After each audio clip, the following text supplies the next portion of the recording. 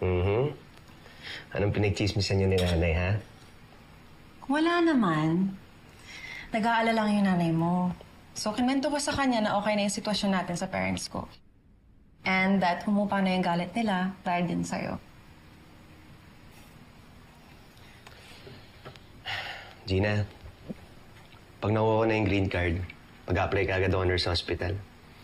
Pangako, babayaran ko yung pera na para dun sa pagpapakasal natin. Gerald, hindi ko naman hiningi sa'yo yun ah. Wala namang katumbas na pera yung tulong na binibigay ko sa inyo.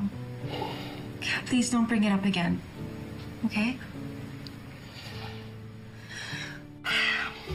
Alam mo, kumain ka na lang. Favorite mo, Filipino-style spaghetti, di ba? With lots of hotdog? Yun nga eh. Paano mo nalaman yan, ha? Hanabi sa akin ng nanay mo.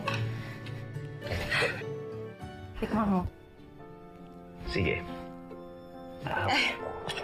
Alam mo, ako na lang. Ako na lang. That's okay. Ako na lang. Mahirapan ka pa. Okay. Big ah. Okay. Kamusta? Yes? Masarap. Sino nagka-recipe ng nanay mo? Yun nga eh. Teka, di ka naman kumakain ng Pinoy-style spaghetti. Paano mo nalaman yan? Di ka kumakain ng hotdog eh. Madali naman ako maimpluwensyahan. Nakikita ka, napapasaya ka ng spaghetti mo, so matututo din akong gustuhin yan. Kain ka pa. Gusto mo pa? Alam mo, si Betsy hindi kumakain ng spaghetti yun eh. Puro yun si Palabok.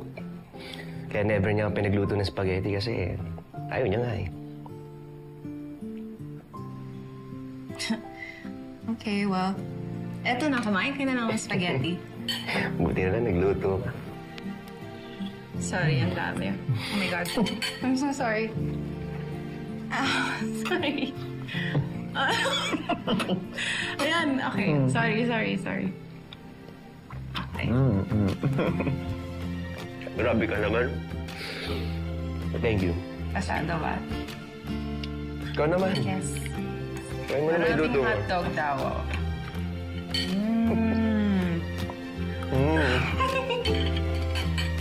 Ayun ka muna. Sige.